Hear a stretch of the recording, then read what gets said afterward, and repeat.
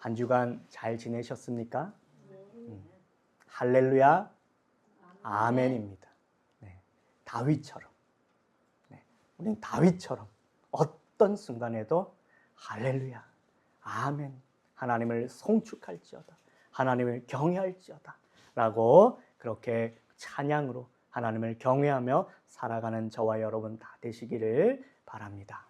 자, 이제 요한복음 4장을 지나서 요한복음 5장에 이르렀습니다.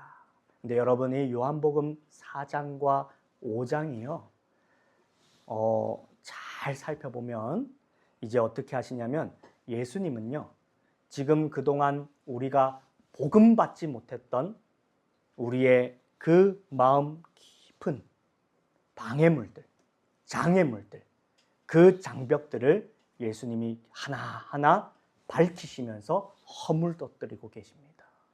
그래서 무엇을 세우시는 거예요? 복음되지 못하게 하는 그 장애물들을, 그 장벽들을 하나하나 제거하시면서 무엇을 세우시는 거예요? 예수 그리스도로, 복음으로 세워가시는 것입니다. 그래서 여러분 4장에는요, 누가 등장했습니까? 사마리아 여인과 왕의 신하가 등장합니다. 그때 무엇을 주님이 부수십니까? 장소에 얽매였던 유대주의, 율법주의, 이러한 민족주의, 이러한 잘못된 거짓을, 왜곡되고 변질된 것들을 부수십니다. 또 왕의 신하를 통해서는 무엇을 배격하십니까? 눈에 보이는 표적, 기적만을 쫓던 신비주의적 신앙을 배격하셨습니다. 이제 예수님은 그 자신의 고향 갈릴리를 떠나서 오늘 말씀에 보니까 어디로 가셨다라고 말합니까? 5장 1절입니다. 5장 1절에 보니까 그 후에 라고 얘기합니다. 그 후에. 그러면서 유대인의 명절이 되어 예수께서 예루살렘에 올라가시니라. 그러니까 이 말씀이 연결되죠.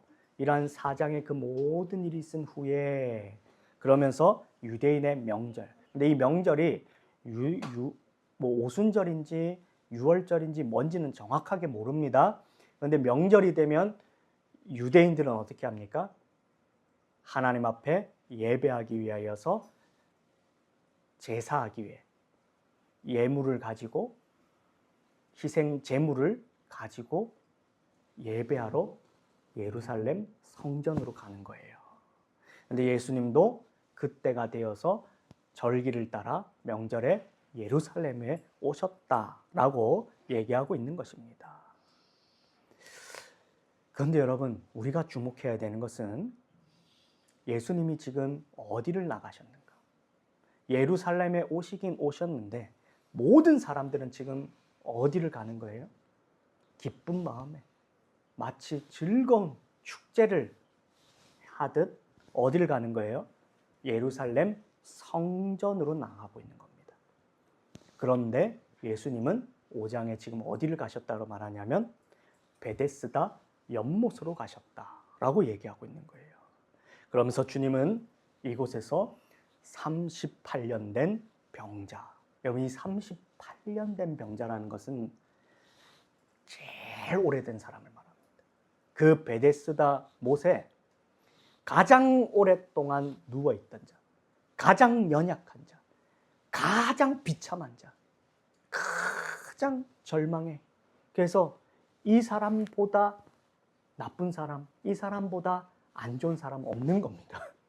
그러니까 그 베데스다에 수많은 사람이 있는데 가장 비참한 자, 낮아진 자, 처참한 자, 절망의 늪에 잠기다 못해 질식하여서 숨이 넘어가기 일보 직전인 그런 사람 앞에 가신 겁니다. 그러면서 그 병자를 통해서 뭘 가르쳐 주시냐면 인간의 헛된 미신, 우리 안에 있는 그 우상과 미신을 고발하시는 거예요. 그러면서 또 한편엔 어떤 마음이 있는 거예요? 자기 힘으로 구원을 쟁취하려고 하는 공로사상.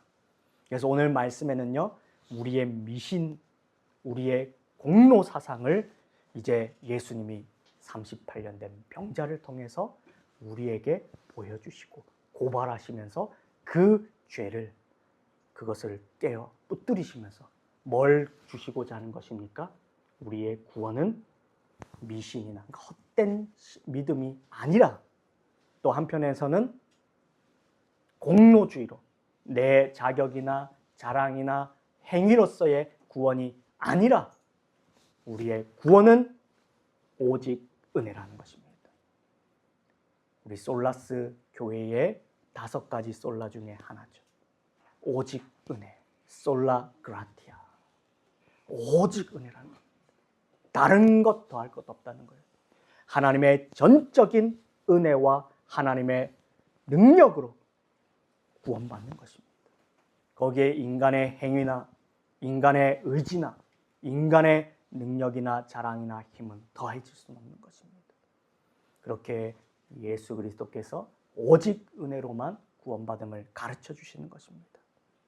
그래서 여러분 첫 번째 보게 되면 이 베데스다라고 하는 자비의 집의 베데스다에 미신과 공로 사상이 만들어내는 이중적 단절이 있습니다.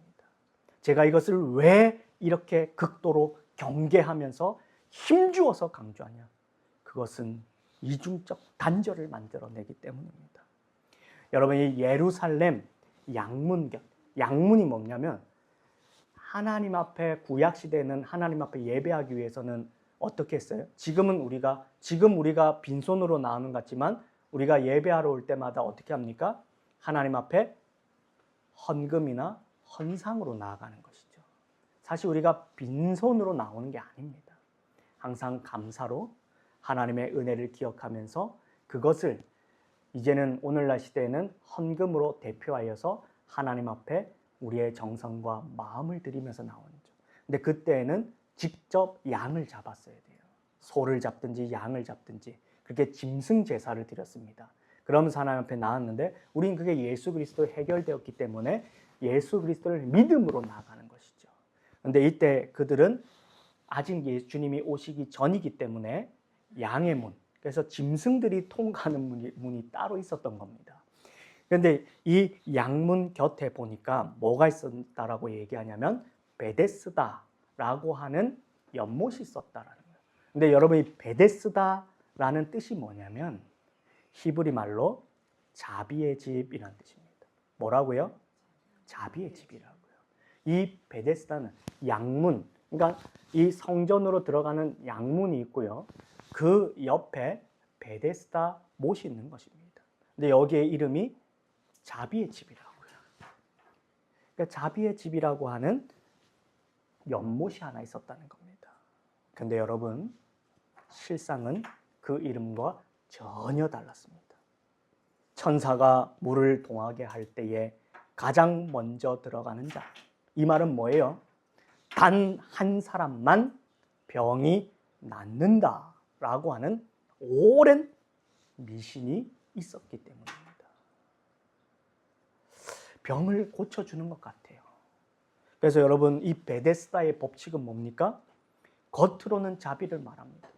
그래서 병을 고침받는다라고 얘기하지만 거기에는 여러분 사람을 어디로 밀어넣는 것입니까? 한 사람 외에는 다 절망의 깊은 수렁으로 밀어넣고 있는 것입니다. 그 자비에 한 사람에 들지 못하면 어떻게 되는 거예요? 영원히 나음받지 못하는 것입니다. 이게 베데스다 법칙의 함정입니다. 그래서 실상은 뭡니까? 자기가 그 한 사람에 들기 위해서 뭘 하는 거예요?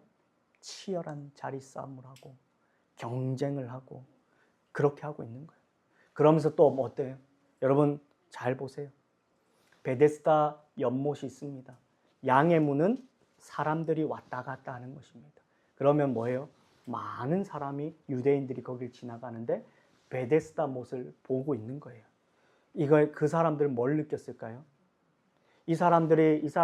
이 양의 문을 들어가는 유대인들이 이스라엘 사람들이 베데스다 못에 누워 있는 병자들을 보면서 그냥 지나갑니다. 이유가 있어요. 부정교리 때문에. 그들은 죄인이라고 취급받는 것입니다. 그런데 그들이 죄인을 만지면 어떻게 돼요? 내가 더러워진다라고 생각하는 겁니다. 도와줄 수 없는. 그러니까 여러분 여기에서는요, 희망을 말하는 것 같지만 뭘 느끼는 거예요? 나는 종교적으로 하나님 앞에 버림받았고, 하나님 앞에 버림받을 뿐만 아니라 누구로부터도 버림받는 겁니까? 내 가족, 내 이웃, 사회로부터 버림받았다라는 것이 거기에는 계속 나타나게 되는 겁니다. 이러한 이중적 단절이 계속되는 곳에 오늘 말씀은 뭘 고발하는 것입니까? 이러한 미신과 공로주의 사상의 무서운 허상을 지금 고발하고 있는 것입니다. 그래서 여러분 첫 번째 이 미신과 경쟁이 낳는 1차적 단절이 무엇인지를 보셔야 돼요. 그것은 무엇이냐면은 물이 동할 때 누구만 살아남는다? 2등도 살아남는다, 안 살아남는다? 1등만 살아남는다. 그래서 그곳이 어떻게 됐습니까? 지독한 경쟁의 장, 시샘의 장, 이기적인 장소가 되어버립니다. 그렇게 이 베데스다 못은 오직 각자 자기를 위하여라는 무자비한 룰이 적용되었습니다. 나만 아니면 돼. 반대죠. 나여야만 해. 내가 낫기 위해서는 무슨 짓이든 하는 겁니다. 그런데 이때 우리는요, 질문하셔야 됩니다. 참된 종교란 무엇인가? 여러분, 참된 종교는요, 우리의 인생의 행복과 맞닿아져 있습니다. 그래서 참된 종교란 무엇인가? 라는 질문은 다른 말로 우리 인생의 행복은 무엇인가? 라는 질문과 같은 질문으로도 볼 수 있습니다. 그게 무엇입니까? 성경은 말합니다. 하나님을 아는 것이다 라고 말하는 것이에요. 하나님을 아는 것이다. 그러면 또 이렇게 질문합니다. 우리 인생의 제일 되는 목적은 무엇인가? 하나님을 아는 것. 그런 자들은 인생의 목적을 깨닫는 자인데 우리 인생에 여러 목적이 있습니다. 그런데 가장 우선되고 제일 되고 또한 다른 것들과 비교할 수 없는 우리의 존재의 목적이 있다는 것입니다. 그게 무엇이죠? 소요리 문답 1문답은 성경 전체를 요약하면서 우리에게 이렇게 가르쳐 주는 거예요. 우리의 제일 된 목적은 첫 번째, 하나님을 영화롭게 하며 두 번째, 그분으로 인하여 즐거워하는 것이다. 그러면 여러분, 이 목적을 따라 살아가는 성도들은 그러면 도대체 어떻게 살아야 된다는 말입니까? 그것은 자기를 위하여 사는 것이 아닙니다. 철저하게 자기를 부인하는 삶입니다.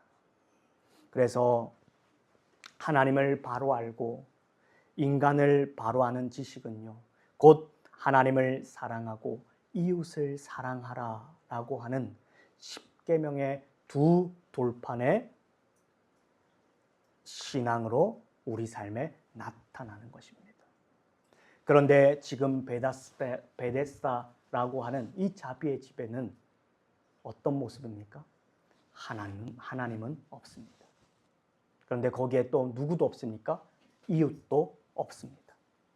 미신의 눈이 어두워서 내 곁에 환자는 위로할 이웃이 아니라 밟고 일어서야 할 적일 뿐입니다.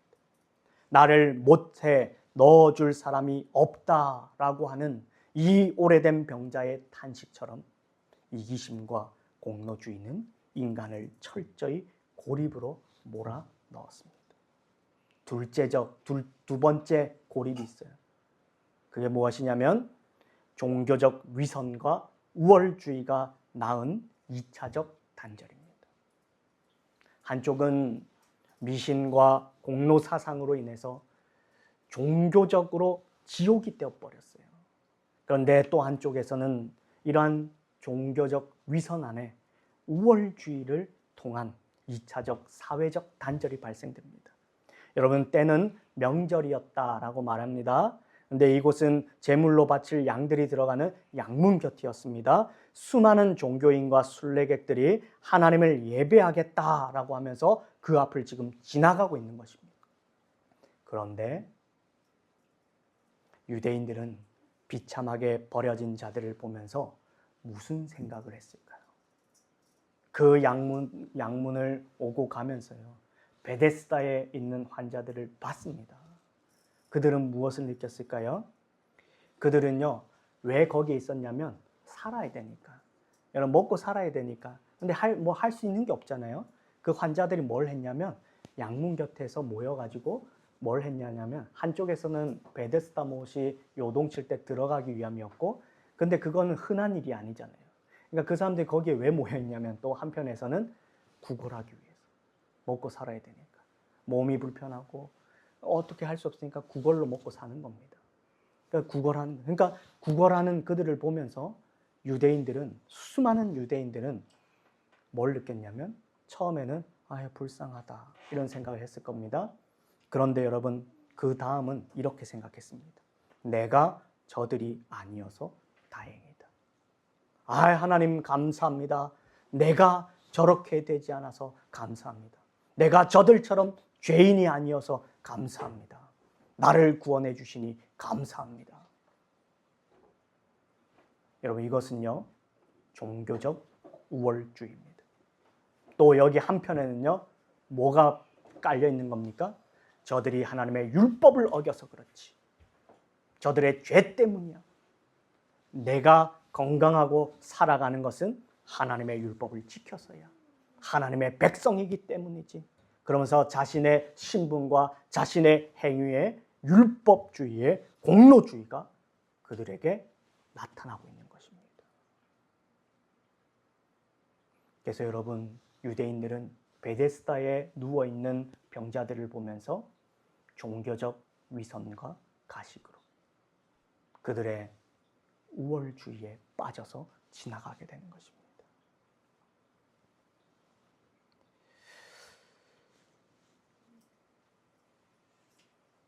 이러한 공로주의적 경쟁과 외면은요, 그때 당시만 있었던 게 아닙니다. 우리의 교회사에 끊임없이 반복됩니다. 중세만 보더라도 로마 가톨릭 교회는 무엇을 팔았습니까? 면죄부, 면벌부를 팔았습니다. 그러면서 뭘 해요? 인간의 공로를 부추깁니다. 그래서 한편은 돈으로 그 면죄부를 가지고 기뻐했어요. 그래서 나는 이제 이 면죄부가 있기 때문에, 면벌부가 있기 때문에 나는 구원받고 나는 우월하고 나는 이러고 있는 겁니다. 그런데 그렇지 못한 수많은 성도들은 뭘 느꼈을까요? 절망과 영적 고립에 빠지게 되는 것입니다. 종교개혁은 바로 이 베데스다의 헛된 미신과 공로주의를 깨뜨리고 무엇을 우리에게 주는 것입니까? 복음의 오직 은혜를 선포해 주는 사건이라는 것입니다. 우리는 이러한 배경 속에서 이제 본문에 주님이 어떠한 은혜를 베푸시는가를 살펴보기 원합니다. 바로 전적 무능의 10년에 찾아오시는 주권적 은혜를 고백해야 됩니다. 좀 어렵죠. 전적 무능. 그러면서도 하나님의 주권적 은혜. 이것이요, 여기에 같이 담기는 것입니다. 스스로 물에 들어갈 능력이 없어 다른 환자들에게 밀려나고 예배할 수 없는 부정한 자리에 종교인들로부터도 외면당한 38년 된 병자. 이건 무엇을 말합니까? 스스로 단 1%의 구원도 이루어낼 수 없는 전적 무능의 절망 한가운데 있음을 가르쳐주는 것입니다. 그런데 그런 자에게 절대로 자기 힘으로나 자기 지혜로나 자기의 능력으로나 어떤 것으로도 구원받을 수 없는 그 38년 된 전적 무능한 병자에게 지금 누가 찾아오시는 것입니까? 베데스다 못이 아니라 참된 자비의 주인이신 예수님께서 다가오시는 것입니다. 그래서 주님께서 이렇게 묻는 것입니다. 내가 낫고자 하느냐? 그런데 이 환자가요, 뭐라 말합니까? 자신이 물에 먼저 들어가야 합니다. 그러면 낫는다는 거예요. 그러니까 미신을 얘기하는 겁니다. 그러면서 또 미신뿐만 아니라 행위 구원을 또 얘기해요. 뭐라 말하냐면 누군가의 도움이 있어야 합니다. 그러니까 그 오래된 병자는요, 뭘 기대했어요? 예수님께 내가 미신대로 자신의 미신이 나에게 행해지기 원합니다. 또 한편에는 당신이 나를 도와줄 겁니까? 그래서 물에 넣어 줄 겁니까? 지금 이렇게 당신이 내 공로를 행위 구원으로 나를 인도해 줄 겁니까? 이렇게 얘기하고 있는 거죠. 그런데 여러분, 이거는 마치 로마서 7장의 사도 바울의 고백과 같은 거예요. 오호라, 나는 공고한 사람이로다. 이 사망의 몸에서 누가 나를 건져내랴. 여러분, 사도 바울은요, 이 고백을 언제 했냐면 율법의 행위로는 결코 구원에 이룰 수 없음을 보여주면서 이렇게 고백한 겁니다. 율법으로는요, 구원받을 수 없는 겁니다. 자신이 유대인 중에 유대인이어도요, 구원받을 수 없는 겁니다. 율법을 그렇게 지켜도 구원받을 수가 없는 겁니다. 그러면서 오라, 나는 공고한 사람이로다. 이 사망의 몸에서 누가 나를 건져내랴. 그때 주님은요, 어떠한 행위나 공로를 요구하시지 않고 38년 된 병자, 곧 가장 비참한 자를 주권적으로 선택하시고, 선택하실 뿐만 아니라 어떻게 해요? 불가항력적으로 그가 거부하고 저항할 수 없는 은혜로 다가오셔서 그 병의 근원을 해결해 주셨다라고 말하고 있는 것입니다. 근데 여러분, 우리가 주님이 그러면 어떻게 그의 병을 고치셨는가 라는 것을 살펴보게 되면요, 예수님은 어떻게 하셨냐면 그 공로를 폐하시고 그곳 가운데 무엇으로 역사하셨냐? 생명을 창조하시는 말씀으로 역사하셨다는 것입니다. 무엇으로요? 말씀으로요. 다른 것으로 행하지 않습니다. 말씀으로 명령하시고 말씀 가운데 구원을 이루십니다. 여러분, 주님은 이거 어떻게 알 수 있냐? 주님은 38년 된 병자를 고치셨죠. 그런데 여러분, 어떻게 고치셨냐라고 물을 때에 예수님은 헛된 미신의 물을 사용했습니까? 안 했습니까? 안 했습니다. 그 미신의 물을 사용하지 않으셨습니다. 또 공로 사상을 단숨에 깨뜨리시면서 어떻게 합니까? 일어나 내 자리를 들고 걸어가라 라고 말씀으로 선포하십니다. 그래서 그의 도움이요, 어떻게 해요? 그를 들어다가 옮겨주시거나 하지도 않습니다. 그러면서 딱 이 말씀만 해요. 일어나 내 자리를 들고 걸어가라 라고 말씀하시는 것입니다. 주님의 말씀이 떨어지자 병자는 어떻게 됐어요? 여러분, 우리는 오래된 병자 누워있다가 갑자기 이렇게 우리는 중환자실에 누워있는 환자를 생각합니다. 그럼 어떻게 손가락이 까딱까딱까딱하고 그 다음에 어떻게 눈이 깜빡깜빡하다가 손가락을 까딱까딱하고 발가락을 꼼지락대다가 그러다가 이러면서 이제 이런 모습들을 생각하잖아요. 그게 아닙니다. 하나님의 말씀의 구원은 즉시 나타나는 것입니다. 즉각적으로. 그래서 그 회복은요, 어떻게 됩니까? 즉시로 생명력을 얻어서 벌떡 일어나서 그가 얼른 일어나서 자리를 챙겨서 들고 걸어가는 겁니다. 이렇게 보셔야 돼요.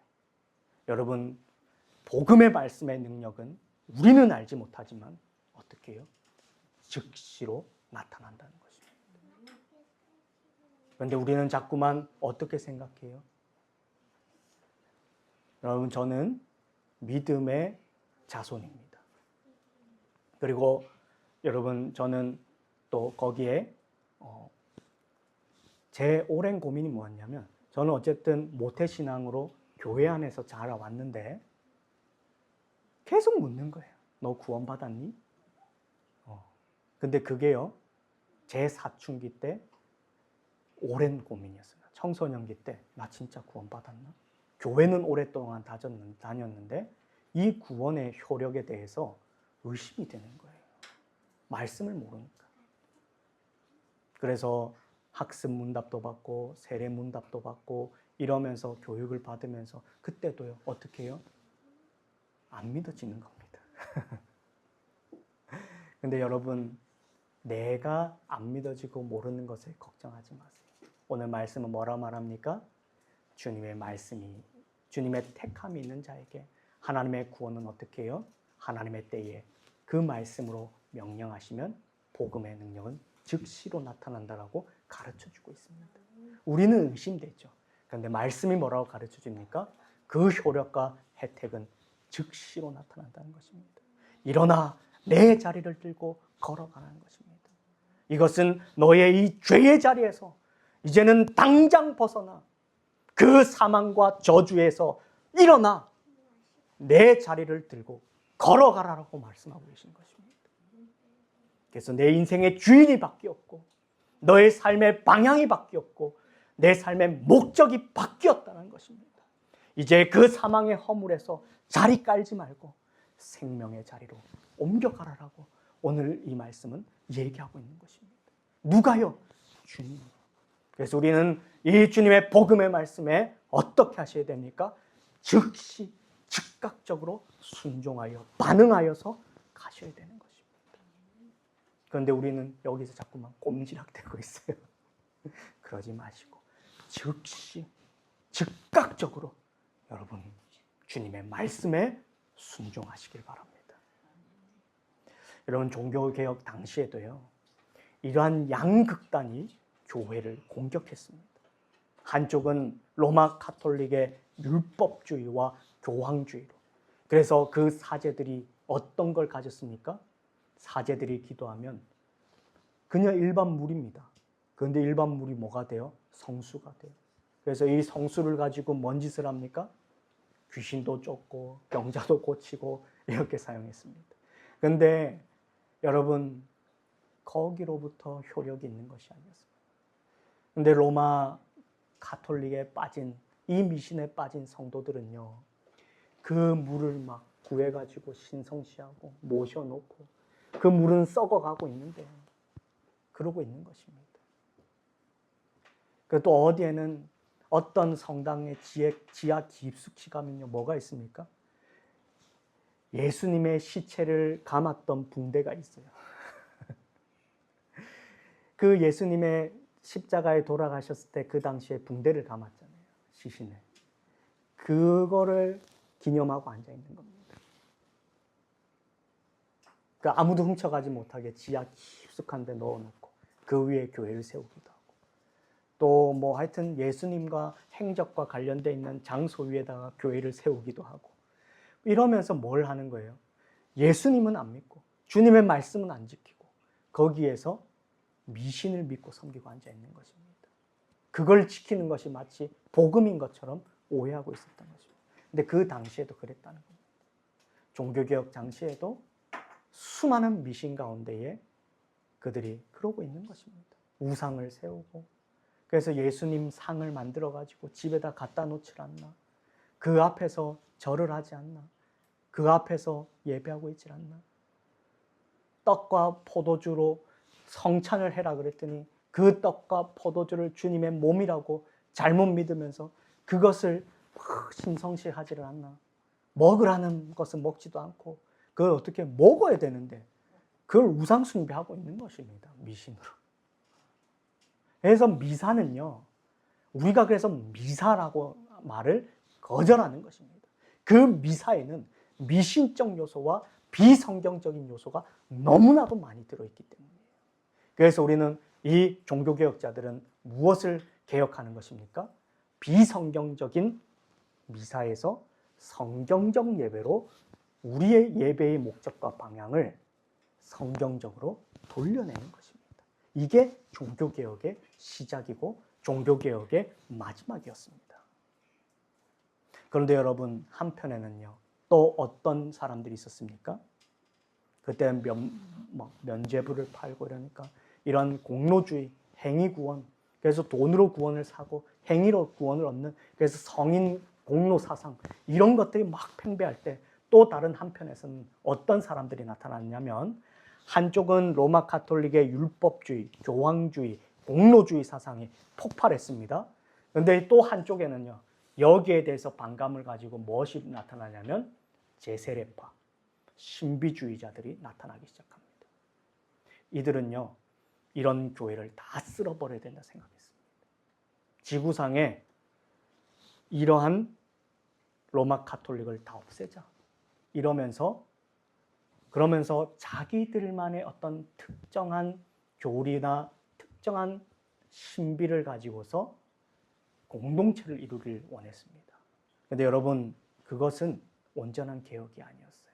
온전한 회복이 아니었습니다. 거기에는 구원이 있지 않았습니다. 결국 그것은 또 다른 미신과 공로주의로 성도들을 경쟁과 종교적, 사회적으로 이중적 외면의 단절로 모으는 것이었을 뿐이었습니다. 그래서 이러한 양극단의 문제들이 폭발할 때에 이때 칼빈은 기독교 강요를 썼던 것입니다. 그러면서 기독교 강요가 어떻게 시작하고 있습니까? 참된 신앙은, 진짜 기독교는 말씀으로 계시된 하나님을 바로 아는 것이며, 그때 비로소 우리 자신을 참되게 알 수 있다라고 선포하는 것입니다. 하나님을 아는 지식을 얘기하는 것입니다. 이 지식은 뭐예요? 나를 아는 것과 맞닿아 있는데, 그러면 이 지식은 어디에 소개되고 있다는 것입니까? 공로주의나 율법주의나 이러한 잘못된 것이 아니라 한쪽에 제세례파와 같은 신비주의와 같은 이러한 것이 아니라 말씀으로 돌아가는 것이다. 말씀으로부터 계시된 하나님을 바로 알고 그것이 나를 아는 것이다. 참된 행복은 여기에 있다라고 그렇게 소개해 준 것입니다. 그래서 내 생각이나 세상의 미신이 아니라 오직 성경에 계시된 하나님의 말씀에만 철저히 의존해야 한다라고 하는 참된 신앙의 원리를 소개해 주는 것입니다. 오늘 말씀도 보니까 이제 거의 끝나갑니다. 오늘 말씀도 보니까 뭐예요? 안식일에 자리를 들고 가는 그 사람을 유대인들이 어떻게 합니까? 정죄합니다. 오늘 말씀에 읽지 않았지만 밑에 내려가 보면 정죄하기 시작합니다. 그런데 그들은 어떤 사람들이에요? 공로주의와 율법의 우월주의에 빠져있던 사람들입니다. 그래서 자신들이 만든 쪼잔하고 사소한 줄에 집착하면서 생명을 살려라고 하는 하나님의 거룩한 법은 오히려 우스꽝스러운 족쇄와 조롱거리로 왜곡해버렸던 것을 우리는 알 수 있습니다. 하지만 주님의 창조적 이 생명의 말씀은 그 모든 율법주의와 공로의 굴레를 박살내시고 구약시대의 출애굽의 기적처럼 죽은 것 같은 영혼을 살려 참된 구원의 안식을 선물하셨습니다. 여러분, 칼빈 이전에도요, 어거스틴이라고 하는 사람, 칼빈도요, 자기 혼자만의 생각으로 그 말을 한 게 아닙니다. 칼빈 이전에 어거스틴이라고 하는 사람이 있었습니다. 이 어거스틴이라는 사람도 뭐라고 말합니까? 주님은 명하신 바를 주시고 하시고자 하시는 것을 명하시는 분이시다라고 말합니다. 뭐라고요? 명하신 바를 주시고 하시고자 하는 것을 명하시는 분이시다. 좀 어렵죠? 우리 같이 해봅시다. 명하신 바를 주시고 하시고자 하는 것을 명하시는 분이시다. 좀 어렵나요? 근데 기억하셔야 됩니다. 명하신 바를 주시고, 그러니까 주님의 말씀에 명령하신 것은 하나님 반드시 주십니다. 즉시 주십니다. 또 하나님은 어떻게 해요? 주님은 어떻게 하시요? 하시고자 하는 것을 명령하신다. 그런데 우리는 자꾸만 어떻게 합니까? 아이 주님 뜻 말고요. 아이 그거 말고요. 다른 것 좀 명령하시고 다른 것 주시면 안 돼요? 그러면서 어떻게 해요? 특세하고 특별 헌금하고 뭔가 종교적 특심을 그러면서 정성을 바치면, 여러분 이거 뭐랑 닮았습니까? 옛날 우리 선조들이 물 떠놓고 비나이다 그거랑 똑같은 것입니다. 아이고 우리 자녀들 잘 되게 하여 주시고 수능 때만 되면은 뭘 합니까? 자기 기도로 뭔가가 결과가 바뀔 것처럼 하고 있는 것입니다. 여러분 그래서 기독교가 오늘날 힘을 잃고 있는 것입니다. 오늘날 기독교가 우상 숭배와 미신주의자들과 같은 똑같은 취급을 받고 있는 것입니다. 참된 기독교가 무엇인지를 모르기 때문에 주님의 생명의 말씀으로부터 기독교의 정체성이 있는 것입니다. 말씀으로 돌아가는 것에부터 참된 복음의 능력이 있는 것입니다. 그런데 거기에 자신의 생각이나 미신적 요소를 가미하고 인간의 욕망을 넣기 시작한 것. 또 거기에 공로사상을. 그래서 교회 안에서도 여러분 하나님의 구원에는 차별이 없습니다. 정말 그렇습니다. 그런데 그걸 주장하면서도 뭘 얘기해요? 과거 로마 가톨릭이 성직제의 등급을 나눈 것 같이. 여러분 목사와 장로와 집사는요 등급이 아닙니다. 역할의 차이입니다. 남자와 여자가 물리적으로 생물학적으로 차이를 두고 하나님이 지으신 것. 다만 그 공동체의 가정의 질서를 위하여서 주님이 남편을 머리로 삼으신 것처럼 교회에도 담임 목사를 교회의 대표로 세운 것이지. 그래서 그 대표는 뭐 하는 자입니까? 하나님이 주신 권위와 능력을 남용하는 자가 아니라 그것을 가지고 교회에 베풀고 교회를 섬기고 하나님의 주님의 몸된 그 교회를 잘 세워가라라고 그 자리에 세워준 겁니다. 그런데 이것을 어떻게 느껴요? 마치 기업의 회장처럼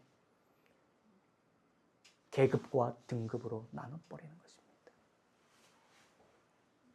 우리는 그럴 때 이 말씀을 다시 기억하셔야 돼요. 구원에 있어서. 그러니까 어떻게 해요? 구원에 있어서도 1등 성도, 2등 성도. 그래서 내 구원은 떳떳하고 헌금 많이 하고 뭐 예배 자리 많이 참석하고 뭔가 교회 봉사만, 물론 그건 칭찬받는 것입니다. 그런데 여러분 그것이요 우리의 구원에 들어오기 시작하면 공로주의가 되는 것입니다. 구원과 맞바꿔지는 것이 아닙니다. 여러분 잘 생각해요. 그것에 의해서 구원받는 게 아니에요. 구원받았기 때문에 그 오직 은혜를 깨닫는 자가 봉사하고 주님 앞에 충성하고 교회 가운데의 직분과 여러 가지로 섬기는 것입니다. 은혜가 앞서고 거기에 우리의 행위와 우리의 그 공로가 선물로 순종으로 따라붙는 것입니다. 그런데 이게 뒤바뀌어서 이것이 되면 구원받는 것이라고 착각하게 되는 것이에요. 이거를 왜 안 가르치냐? 왜 이렇게 가르칠까요? 왜 이걸 교회에서 잘 이야기 안 할까요? 성도들의 죄성이 있기 때문에 바로 가르치면 어떤 오해를 해요? 그럼 나 교회 봉사 안 해도 되고 헌금도 그냥 내 마음대로 11조도 안 해도 되고. 여러분 그거는 사도 바울이 이 어리석은 사람아 구원파 같은 거예요. 구원파가 어떻게 합니까? 나 이제 구원받았으니까 몇 날 몇시 몇 분 며칠 구원받았으니까 내 마음대로 해도 되지. 나 이제 지옥 안 가? 그거랑 똑같은 겁니다. 어리석은 거죠.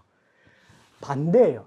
구원받았기 때문에 하나님의 전적인 은혜와 주권적 간섭의 그 불가항력적 은혜가 있기 때문에 우리의 마음이 어떻게 바뀌어지는 겁니까? 그 은혜를 따라 쫓아가기를 갈망하는 것입니다.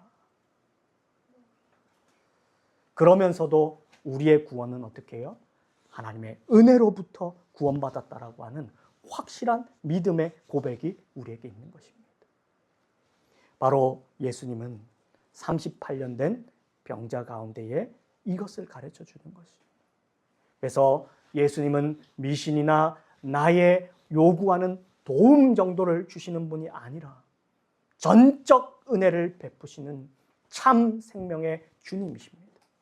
이러한 복음의 예수 그리스도를 알고 믿어야 진정한 구원을 얻는다라는 사실을 명심하시고 또 기억하셔서 우리에게 즉각적으로 말씀으로 구원의 효력을 베푸신 그 은혜를 오늘도 붙잡고 살아가시는 저와 여러분 다 되시기를 주님의 이름으로 축원드립니다.